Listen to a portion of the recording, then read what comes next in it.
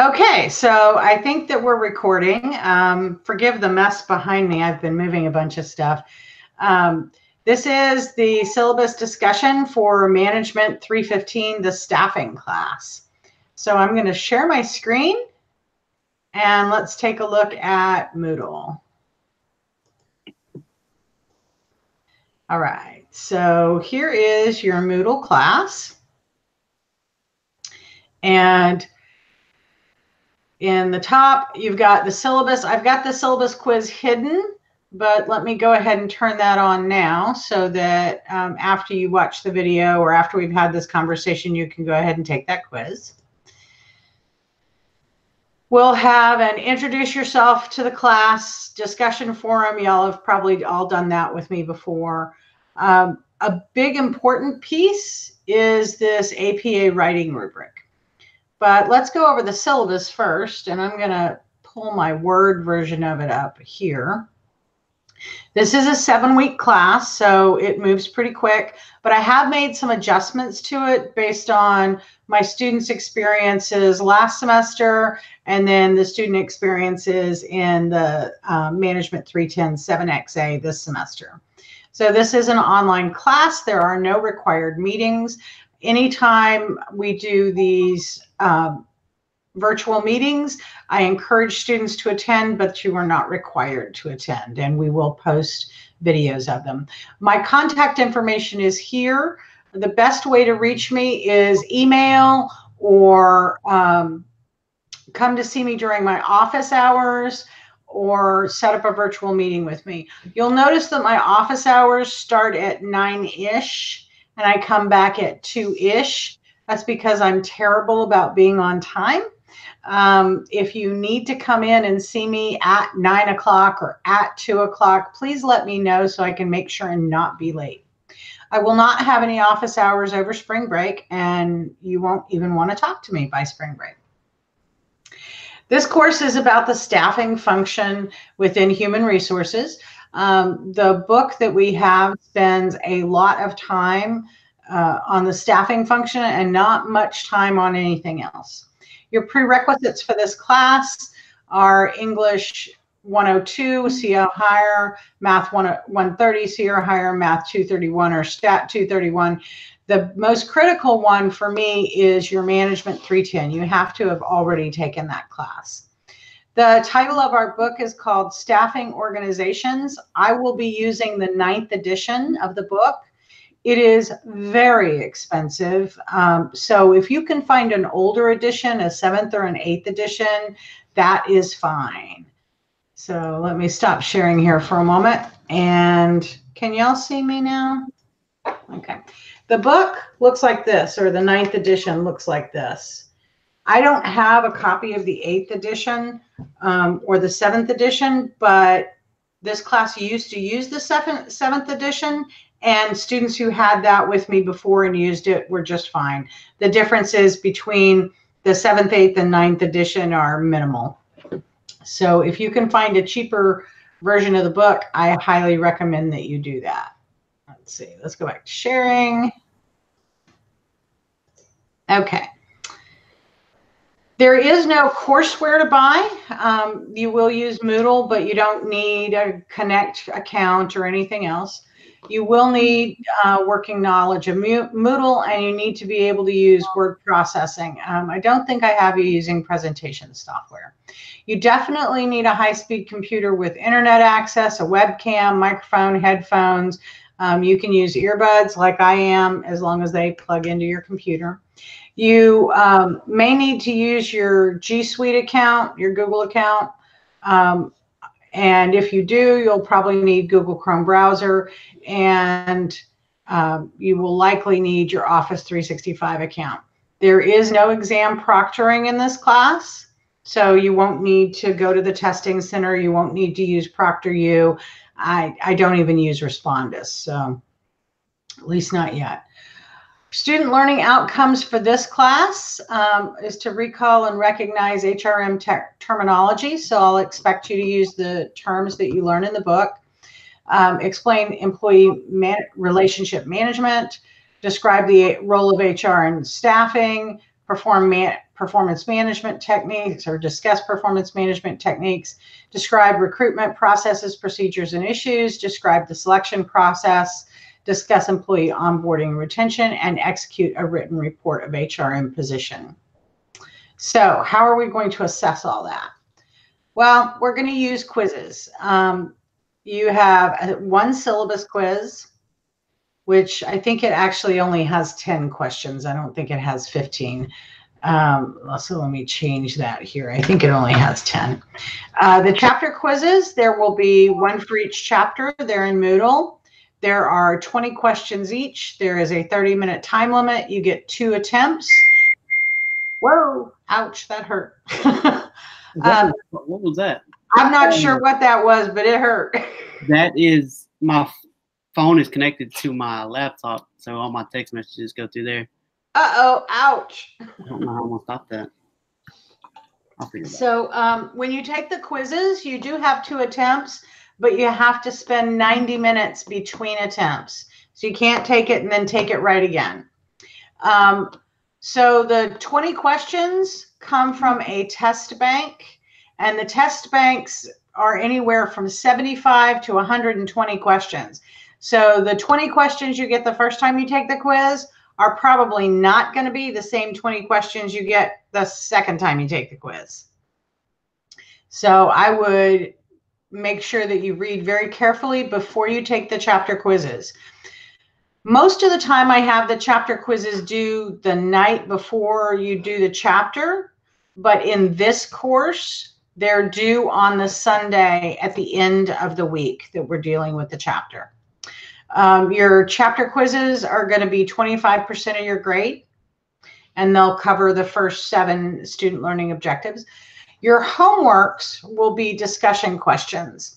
And based on my students' experiences last semester, I had them do a discussion question for every chapter. That meant there were 2 a week, and that seemed like a pretty heavy workload.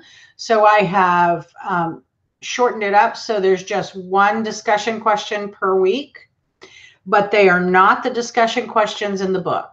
I discovered last semester that the just answers to all the discussion questions were available online. And I had some students who were copying and pasting. So these discussion questions are ones that I made up, so you can't go search it out on the internet. Your written assignments will actually be a research paper and items that lead up to the research paper. So you'll have an annotated bibliography that's due, an outline. You'll turn in the PDFs of all your sources, and then you'll have your research paper. There are instructions and rubrics in Moodle, and that is actually 35% of your grade, and that addresses that SLO 8.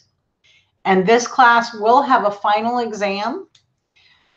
It will be comprehensive. I had to redo the test today, so it's 100 questions, and it is a 2-hour time test. I'm making these edits here, and I'll upload this new version of the syllabus. And your final exam is 15% of your grade. So the 100 questions, I think 20 or 30 of them are true, false, and the rest of them are multiple choice. And they do come from the same test banks that the chapter quizzes come from. So there's a possibility you'll see questions that you saw before, but there's no guarantee. So standard grading scale, 90 and above is an A, 80 to 89 is a B, etc. I do round up grades based on standard rules of rounding. So if you have an 89.5 in the class, that'll get rounded up to a 90. But if you have an 89.4, that gets rounded down to an 89. So standard policies and procedures, academic integrity is really important. You're expected to do all of your own work. All of our discussion questions, everything associated with the research paper all goes through Turnitin. So you need to make sure that you are doing your own work and that you are, when you cite, that you're citing properly. If you have any issues with accessibility on any of the assignments or anything in Moodle, please let me know. We want to make sure that everybody has equal opportunities. For this class, your paper will be written using APA style. That is traditionally the style of business. I know not all of your business professors have you write in APA style, but I will for every class you have with me. If you are not familiar with APA style, you can get help from the Right to Excellence Center at McNeese, or you can use online resources such as Purdue OWL. I use Purdue OWL all over the place. I've been writing in APA style for years, and I still will go out to Purdue OWL and look at things, or I'll Google it. If you have a question that you need an answer to, you can just Google it. I needed to reference a movie, and I didn't know how to properly cite it. And I knew if I didn't cite it properly that my professor was going to not only mark me down for the citation, but mark me down for using Sharknado in a business paper. So I had to Google how to cite movie APA, and I got it.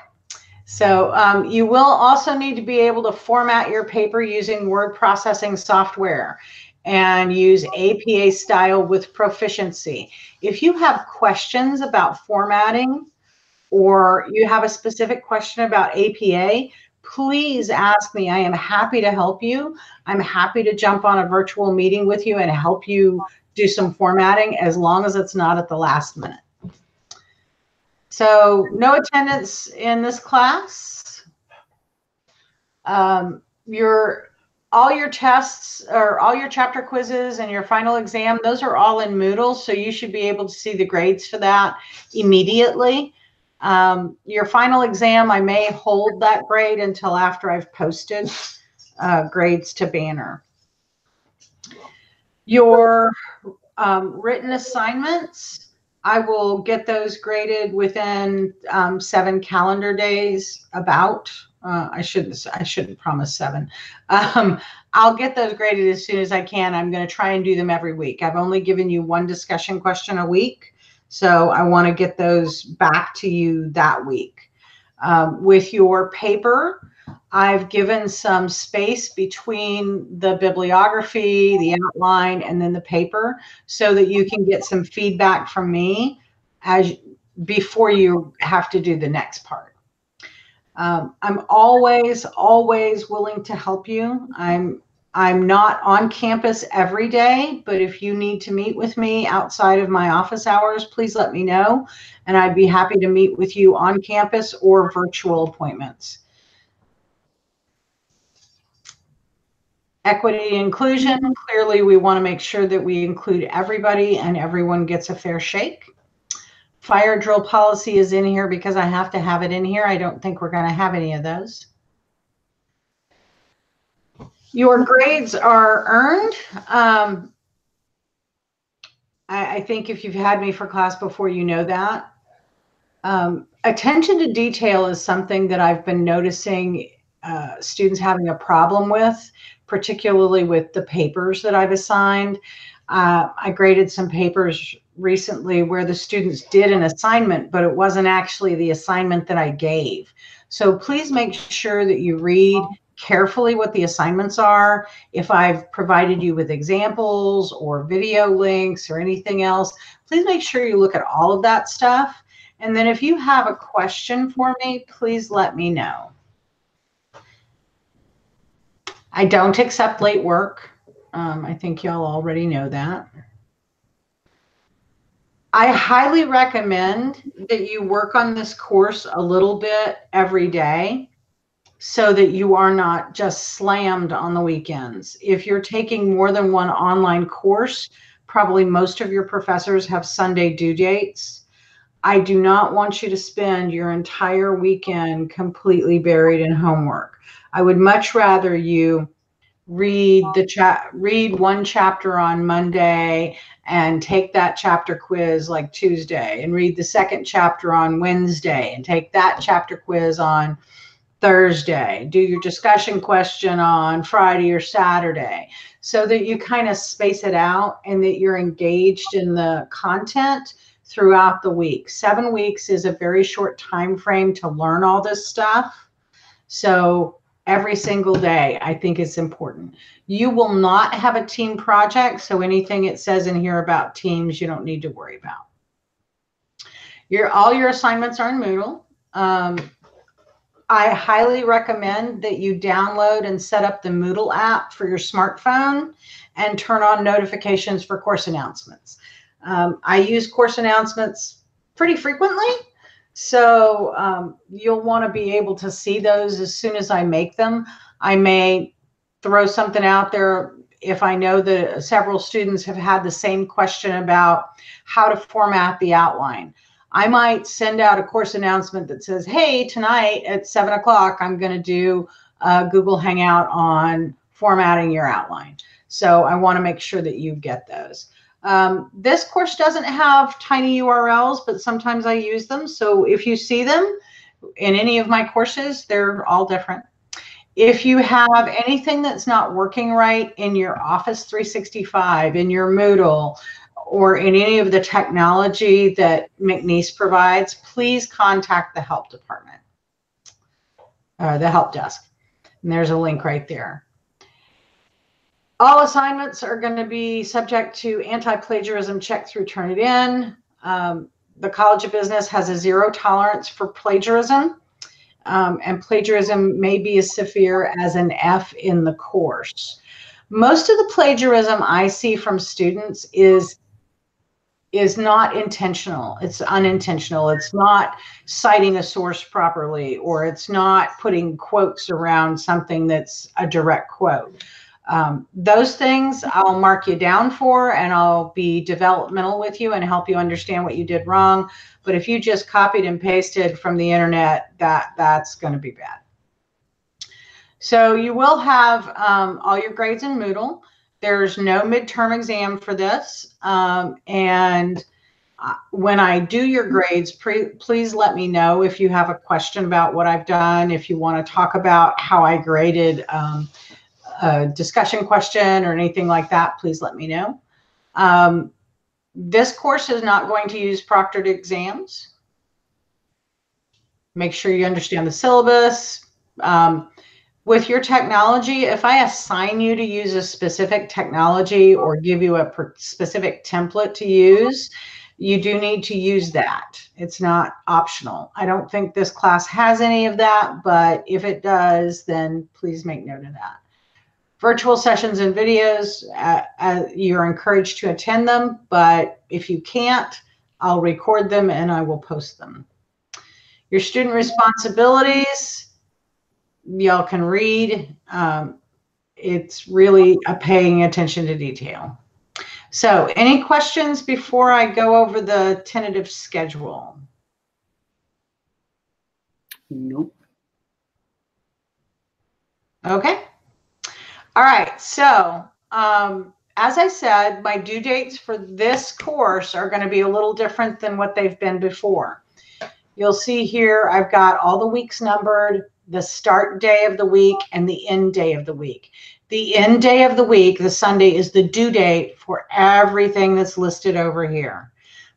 So unlike most of my classes, your chapter quizzes are not due the Sunday before. So your syllabus quiz will be due on Sunday. Also due on Sunday is your chapter 1 quiz. The discussion question comes out of chapter 1, and then your chapter 2 quiz. Those are all due Sunday.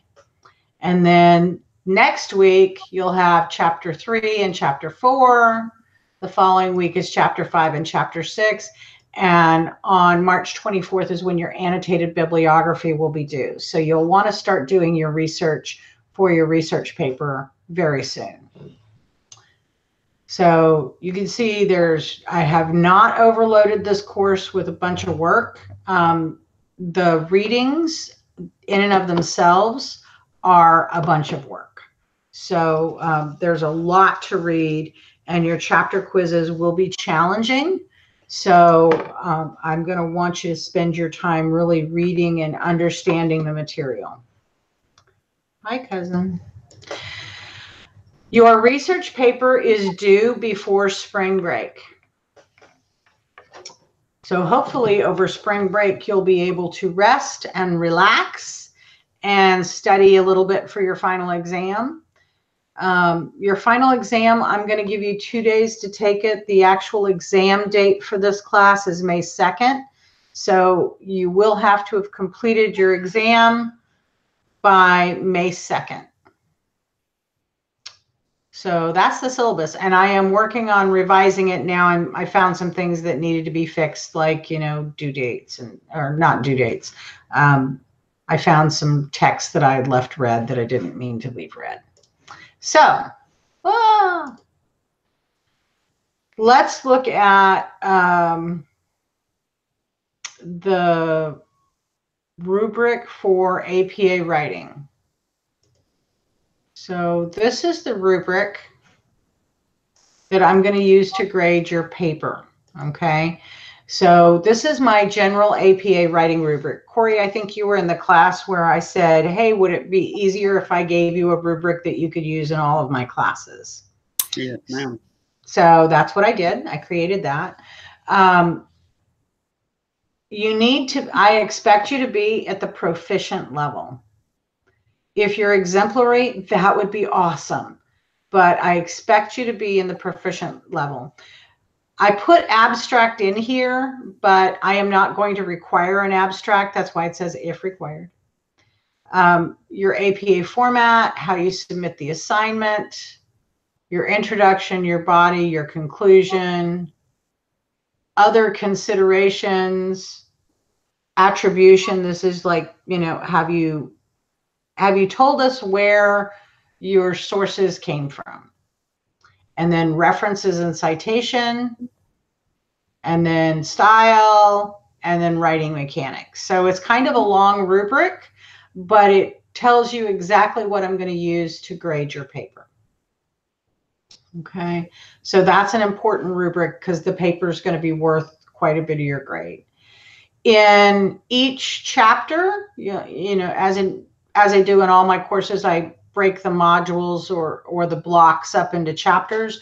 So I've given you the PowerPoint presentation from the publisher. I have not made my own. I'm using the publishers.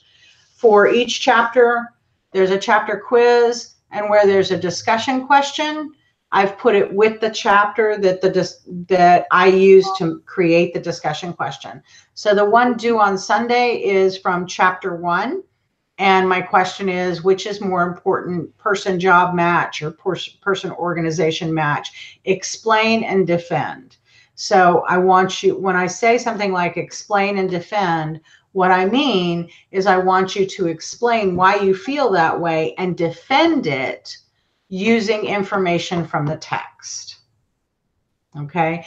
In your discussion questions, you do not have to cite the text, but if you directly quote it, then you need to provide the citation for that, including the page number. So for chapter 2, there's no discussion question. Here's chapter 2, chapter 4. Some of these you'll find, like I think this one for chapter 4, what I probably did was look at one of the tables in the book. This book has a lot of different, they call them exhibits. And for chapter 4, it says describe the similarities and differences between the 3 job analysis techniques of job requirements, competency, and job rewards. If you look on page 157, exhibit 4.1, there's a comparison of types of job analysis.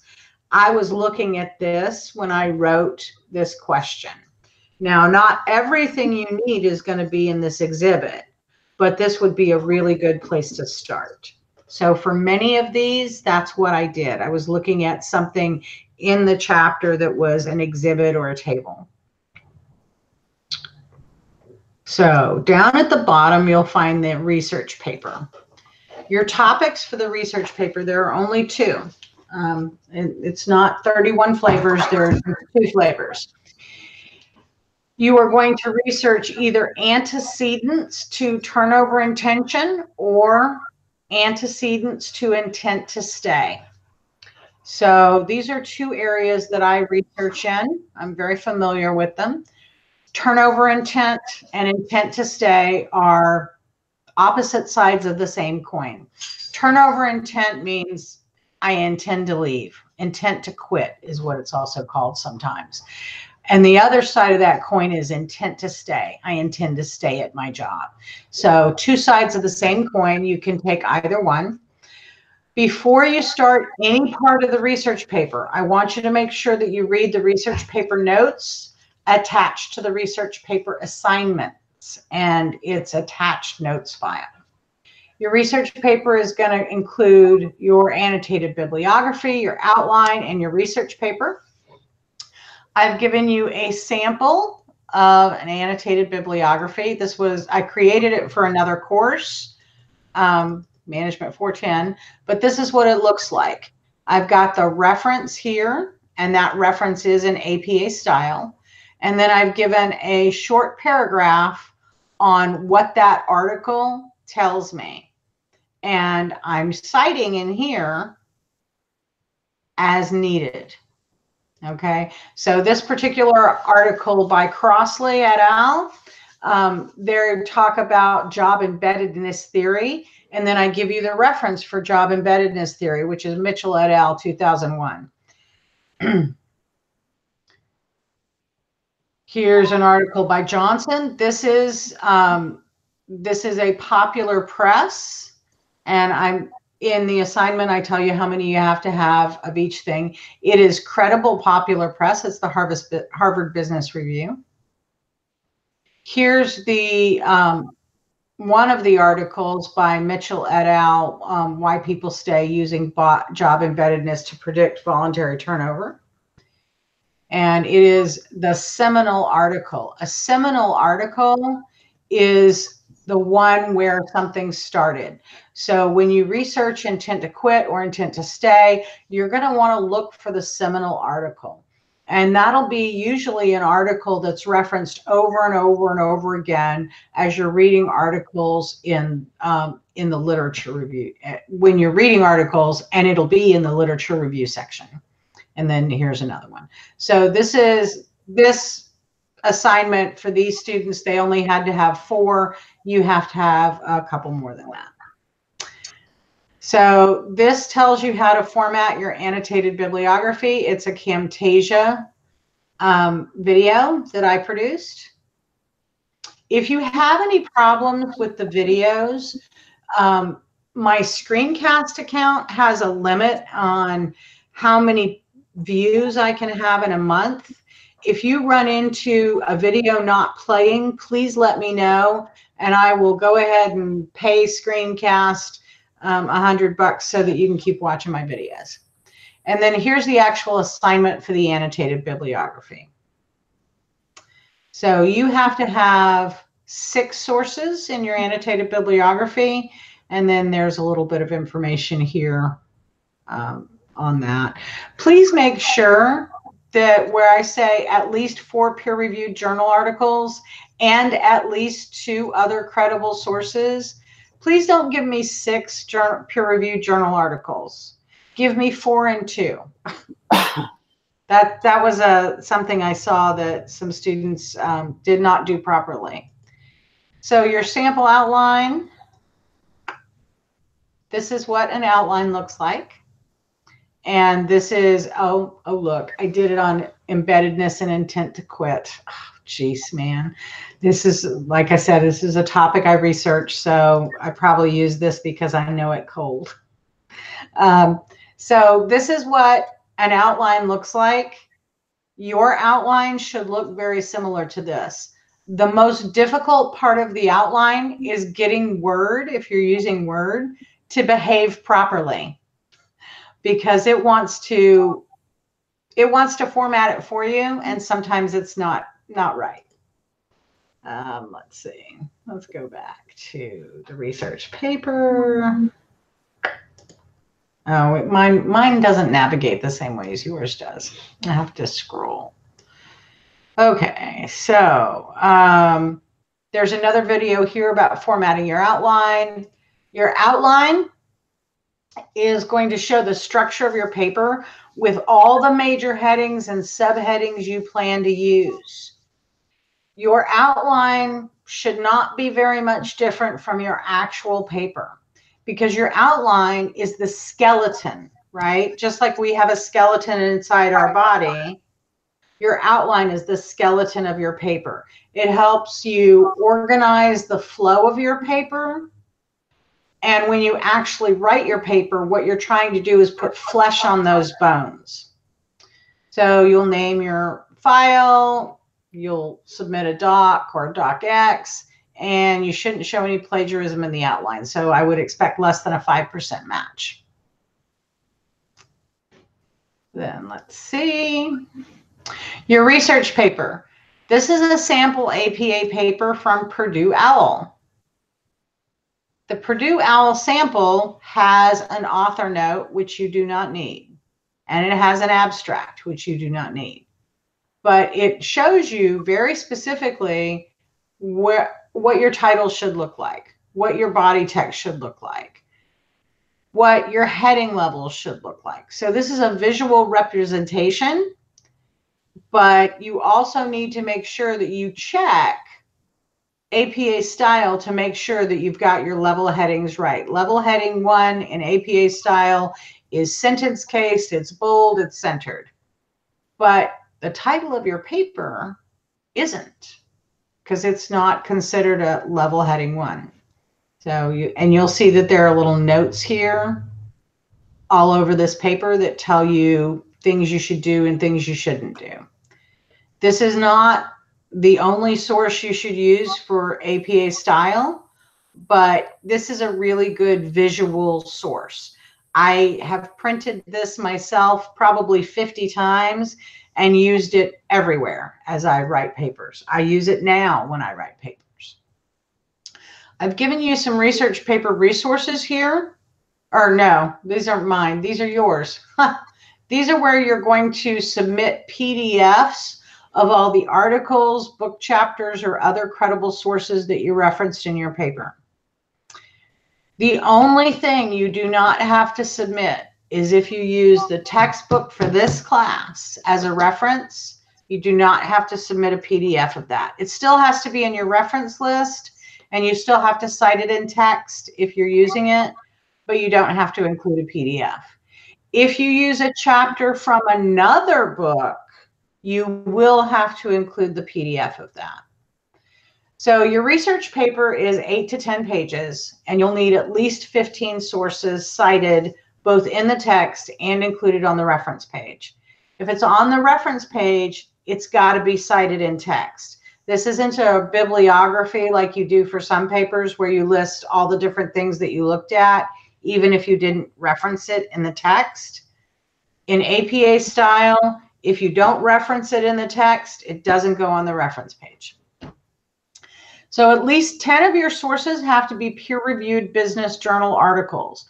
If you're not quite sure what peer-reviewed journals are, they're the most horrible kinds of things that you have to read ever. And it's a particular writing style that academics use. It's also considered the most credible source because not only do the people who write them have to do research, but they go through a process where other researchers review the journal articles and give you basically grades. They mark you up, they tell you what you did wrong, and you have to fix it. And there's this whole process that goes on sometimes for a year or longer before those articles can get published. So that's why we use peer-reviewed journal articles. If you have trouble searching for them, the librarians are more than happy to help you. You do have to use at least 2 other credible sources. So you could have 13 peer-reviewed articles and 2 credible sources, but you can't have less than 2 other credible sources. And that can include textbooks or credible popular press or some other types of items. And I'll show you in a minute where I found those. So no more than 5 of your sources can be credible popular press.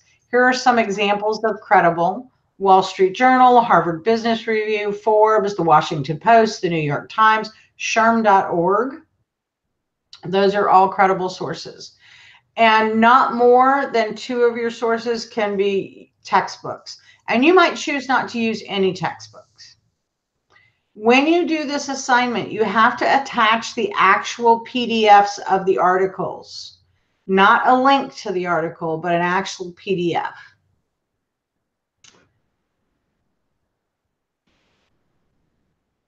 And then your research paper assignment, this is where I've given you lots of stuff. So you're doing an APA style research paper with a title page, a body, and references, no abstract. If you need help with research, the library can help. If you need help with writing, including APA style, the Right to Excellence Center can help. If you can't conduct research, write a coherent paper, or format it properly, that's not okay. You need to be able to do that to be a college graduate. So part of the reason you're doing this is because in this class I'm doing a writing assignment, and also because you need to know how to write. And the only way to know how to write is to practice writing. A paper that fails to follow APA format, use appropriate in-text citations, or properly format references cannot receive a grade higher than a D. If you don't format your paper properly, no one's ever going to read it. Doesn't matter if you write an A paper if no one ever reads it. So APA style is that important. If you need help with APA style, I've given you a sample APA paper.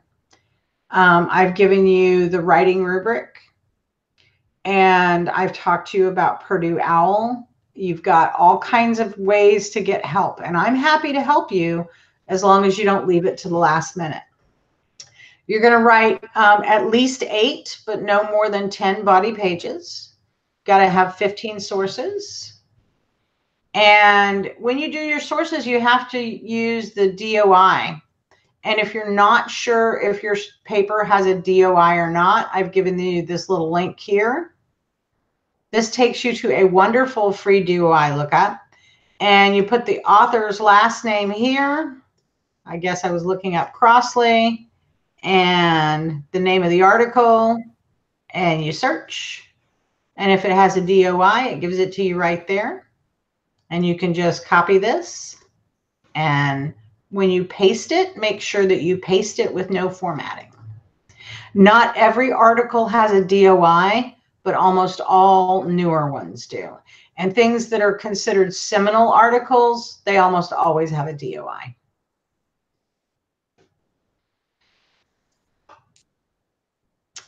So make sure that your Turnitin score for your paper is less than 10%. Okay. Here is that research paper notes document. This thing. So these are things that I've written based on stuff I saw students do, or things I know just because I've written papers. Pull this over here for you. So I go over the assignment again, tell you what your topics are. This little piece may not be in Moodle. So these topics are both related to employee retention. You only get 1 chapter on retention in this textbook. I would give you a whole book on retention, but it's really important because when we lose employees, it costs us lots of money. And not only that, it can cost us other things that we don't really have a good way to value, like institutional knowledge. So what you're looking at are things called antecedents, and that's something that comes before. So you're looking at the things that come before an employee's intent to quit, or you're looking at the things that come before and employees' intent to stay. So you're looking for things that would help you predict whether or not an employee is going to stay in their job or they're going to leave their job. That's the whole idea behind this paper. So your annotated bibliography, here's the information about that. And I've given you some examples of credible sources. One of the things that I've seen students have a really hard time with are what are credible sources that are not peer-reviewed articles. So peer-reviewed is the top. Textbooks are fine. Harvard Business Review, Wall Street Journal, Forbes, New York Times, Washington Post, The Guardian is a good source. Human resource organizations like SHRM.org or HRD Australia. Some university websites like the Wharton School of Business at the University of Pennsylvania or Stanford have some articles on their websites. And your librarians can help you find credible sources. Get to know your librarians. Even if you're a distance-only student, your librarians at McNeil, you can email them, you can chat with them, you can call them. Your outline, there's the assignment. Then there's information here about how to write your paper. I've given you, again, you know, some stuff that's just reiterating it. But right about here, this is sort of some writing notes from having been teaching for 20 years. When you're writing your research paper, you should assume that your reader knows absolutely nothing about the topic. In this case, your reader does know something about the topic, but if you assume that your reader knows nothing and build from the very ground level up, you should write a good paper. You need to provide a clear structure for your reader to help them understand your topic, which is why I've given you an outline to do. When you are grading, when you're writing your paper, you don't need to label your introduction and your conclusion. It should be obvious to your reader that's what you're doing just by reading it. So oftentimes students tell me, I don't know where to start. So what I've been telling students for a long time is don't start at the beginning, start in the middle. Your introduction is supposed to tell us what you're going to tell us in the main body of the paper. The main body of the paper is where you're telling us the stuff, and then your conclusion is where you tell us what it was you told us in the main body of the paper. You can't write your introduction to tell me what you're going to tell me in the main body of the paper if you haven't written the main body of the paper yet. Or if you try and start with the introduction, you'll have to change it all up after you've written the main body of your paper. Because as you write that main part of your paper, you're going to move things around. So your introduction is the last thing you write. I would start with your main body of your paper. You want to define, discuss, and explore 3 or more antecedents to your topic. And I would say 3 to 5. And 5 is kind of outside. If you go with 3 or 4, you'll be right where you need to be and your page count will be fine. You want to use your headings to break it up for your readers. So look at that outline that I created, because that's on job embeddedness, and job embeddedness is related to intent to quit and intent to stay. So if you look at how I organize that outline, that should give you a really good idea of how you might want to consider organizing yours.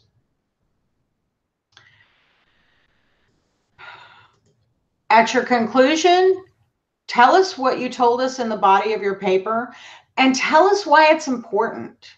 Why is your paper important? Because I don't want you just to write a paper just because it was an assignment in this class. I want you to understand why intent to stay and intent to quit is important and why the antecedents that you've identified are important to organizations. So some research hints. When you're researching the databases in the library, use a variety of keywords. Antecedent is a good keyword. Quit intention, intent to quit, turnover intent, intent to stay. Those are all good keywords. If you need help using multiple keywords in your search, ask one of the librarians to help you. And then as you start reading articles, you may find that things are phrased a little bit differently. Use those keywords to go back and do search. When you're searching, articles that you will love are literature review articles or meta-analyses. These can provide you with a whole lot of information very fast. A librarian can help you search the databases looking specifically for lit review or meta-analytic articles. When you're reading peer-reviewed journal articles, they are bad enough to make your eyes bleed. And as someone who, has to write in that style, take it from me, if they make my eyes want to bleed, they're definitely going to make your eyes feel the same way. So you don't read them front to back. You don't start on page 1 and read all the way through, unless they are lit review articles, and then you probably want to read it that way. Journal articles typically have a title, an abstract, an introduction, a literature review section, a methodology, a results, discussion, conclusion, and references. So I would recommend that you first read the title. If you read the title and it doesn't have anything to do with intent to stay or intent to quit, then move on. Next, read the abstract. If the abstract has nothing to do with what you're trying to find, time to ditch that paper and move on. So in each process, I want you to read the thing and then make a decision. Is this something that I should keep reading or not? Then read the introduction. The introduction kind of tells you where it is they're headed. And that can be a good place for you to go, okay, I'll keep reading, or no, I won't. For you, the literature review section of articles is where you're going to find your meat.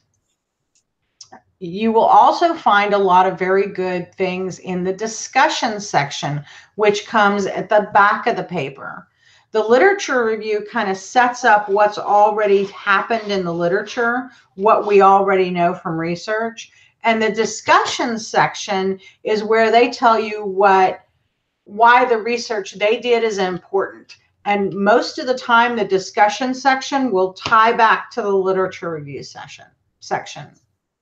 The conclusion often tells you what other gaps there are in research. The methodology and the results section are going to tell you how they did their research and what their results were. For a lot of what you're reading, the methodology and the results are just going to make your eyes spin and not really mean much to you. So for you, probably 1 through 5 are the most important pieces. Now, I will say, one of the things that helped me out the most when I was trying to write papers is when somebody told me to shop the references. The reference section in the peer-reviewed journal articles that you read are good places to look for other sources. Look at that reference section. And as you look, you're going to find that some of the same articles are referred to over and over and over again. You'll see that in the introduction and the lit review section. You'll see that in the references section. No one is going to write a paper on job embeddedness and not reference Mitchell et al. It's just not going to happen because they wrote the seminal paper. No one's going to write an article on engagement and not list the Kahn article that was the seminal article for employee engagement. So the introduction, the lit review, and the references will help you find other sources. Find one really good article, and it can lead you to all of the other sources you need. So some common errors that I found when I was grading another class's annotated bibliographies. I saw students cite journal articles or references they didn't actually have. They gave me a link and it only went to the abstract. If you don't have an actual copy of the article, you can't use it. You have to be able to put your hands on the article or the textbook or whatever it is you're referencing. If you have not touched it, then you can't use it. Download the PDF of your articles and save them. You'll have to turn them in later, so you want to make sure that you do that. If you can't download the article, like Harvard Business Review, typically you can't download that. But what you can do is you can print it to a PDF. And I do have a naming convention I want you to use, so make sure you save those journal articles or whatever source using the naming convention. So this article here by Scott and Miller, I want you to name it using the first author's last name, so Scott, and the year of the article, so 2018. If you happen to have 2 articles by Scott in 2018, just add an A and a B at the end. If all you have is an abstract of an article, you can't count that. Now, you might have an article that you use that everything that you use from it came from the abstract. That's okay, as long as you have a PDF of the whole article. One of the things that I saw tripped students up is y'all are getting your journal articles for the most part from the web. Excuse me. You're going to library databases, you're searching, and you're getting an article from the databases. Journal articles have to be cited as journal articles. They're not the same as an article you find on the web. Even though you're using library databases to find them, or maybe Google Scholar, you cite them as a journal article. So I've given you an improper one. This is one that has a first line indent, and it's got the title of the article, and it says retrieved from. With journal articles, we don't do the retrieved from, even though we got it from a database. We don't. That's not how we cite it. We use a first line indent, and we cite the title of the article. We give the journal, the volume. This particular one didn't have an issue, and you give the page numbers, and then you give the DOI reference, and you can get that from that crossref.org. So peer-reviewed journal articles that you download from the library databases or Google Scholar do not have a retrieved from section. That seemed to have confused some students. All journal articles have to have page number citations. If you use Google Scholar or EasyBib or any of the reference generators out there to generate a reference for your, to generate a citation or reference for your article, a lot of them are missing page numbers. Since you have to have a copy of the article, there are page numbers. Use them. Now, that might not be true for like a Harvard Business Review, but a Harvard Business Review is going to use a retrieved from. An actual peer-reviewed journal article will have page numbers. And if you've got one that you think doesn't, let me look at it with you and let me see if I can help you. One of the things that's changed recently is the APA's guidelines on DOI citations. Now, I know this is probably making your ears bleed, but there's guidelines here on this blog post. There are actually 3 currently acceptable formats. Choose one and be consistent. I prefer the newest format that looks like this. That's what I prefer, but there are 3 acceptable formats. As long as you're using one of those 3 and you're consistent, it'll be okay.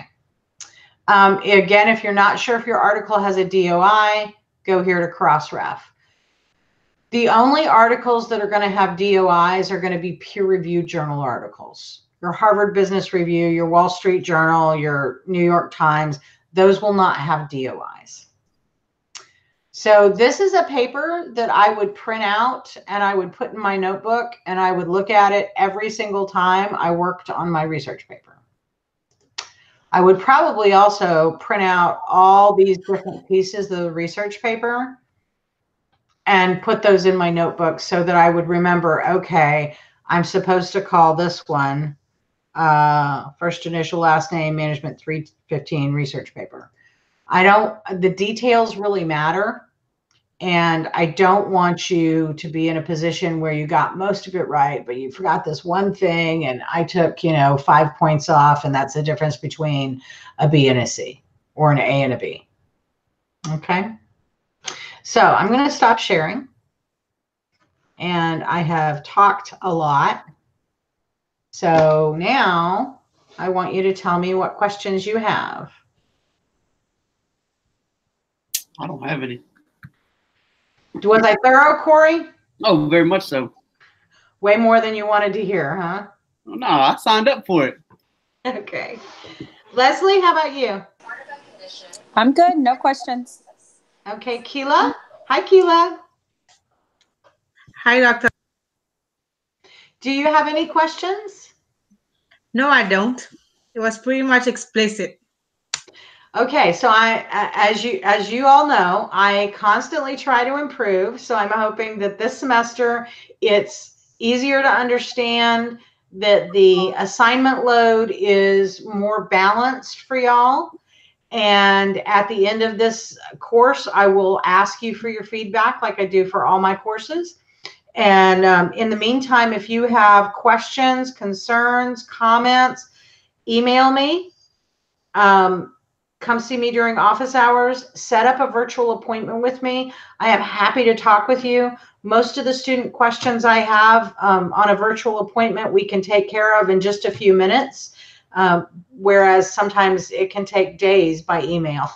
So I'm happy to help you any way I can. Please let me help you be successful, okay? I do have. Yes, sir. On the discussion questions, how long do they have to be? Just enough to get your point across in that? Yeah, long enough to get your point across. I have tried to make them so they wouldn't be more than about a page if you had to type it double spaced, but it's going to depend. Some of them are going to be a little bit longer. Some of them are going to be a little bit shorter, but none of them are yes or no questions. They're all, I want you to think about it. But like I said before, a lot of them are based on one of those exhibits that's in the text. So if you can find that exhibit, that gives you a very good place to start. And then you can build from there.